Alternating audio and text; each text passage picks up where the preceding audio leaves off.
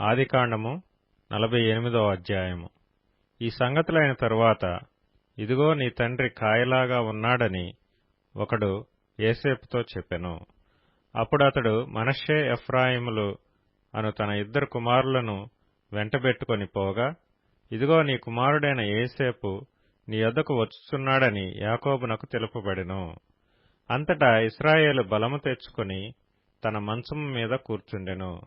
యోసేపును చూచి, కనాను దేశమందలి లూజులో సర్వశక్తిగల దేవుడు నాకు కనబడి నన్ను ఆశీర్వదించి, ఇదిగో నీకు సంతానాభివృద్ధి పొందించి నిన్ను విస్తరింపచేసి, నీవు జనముల సమూహమగునట్లు నీ తరువాత నీ సంతానమునకు ఈ దేశమును నిత్య స్వాస్థ్యముగా ఇచ్చెదనని సెలవిచ్చెను.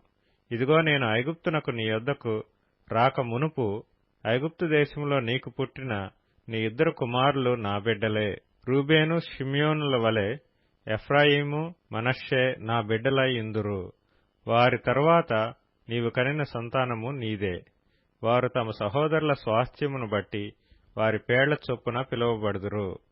పద్దనరాము నుండి నేను వచ్చుచున్నప్పుడు ఎఫ్రాతాకు ఇంక కొంత దూరం నుండగా మార్గమున రాహేలు కనాను దేశములో నా ఎదుట మృతి పొందెను. అక్కడ బెత్లెహేమును ఎఫ్రాతా మార్గమున నేను ఆమెను పాతిపెట్టితునని యోసేపుతో చెప్పెను. ఇశ్రాయేలు యోసేపు కుమారులను చూచి వీరెవరని అడుగగా, యోసేపు, వీరు నా కుమారులు, వీరిని ఈ దేశమందు దేవుడు నాకనుగ్రహించునని తన తండ్రితో చెప్పెను. అందుకతడు, నేను వారిని దీవించుటకు నా దగ్గరకు వారిని తీసుకొని రమ్మనెను. ఇశ్రాయేలు కన్నులు వృద్ధాప్యం వలన మందముగా ఉండెను గనుక అతడు చూడలేకపోయెను.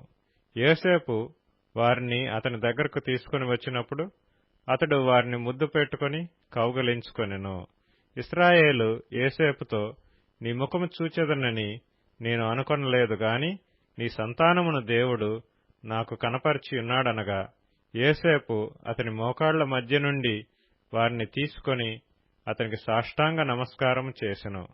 తరువాత యోసేపు ఇశ్రాయేలు ఎడమ చేతి తట్టున తన కుడిచేత ఎఫ్రాయిమును, ఇశ్రాయేలు కుడిచేతి తట్టున తన ఎడమ చేత మనష్షేను పట్టుకొని వారినిద్దరినీ అతని దగ్గరకు తీసుకుని వచ్చెను.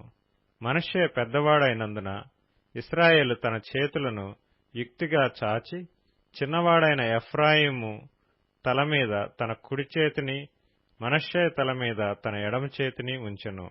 అతడు యోసేపును దీవించి, నా పితరులైన అబ్రహాము, ఇస్సాకు,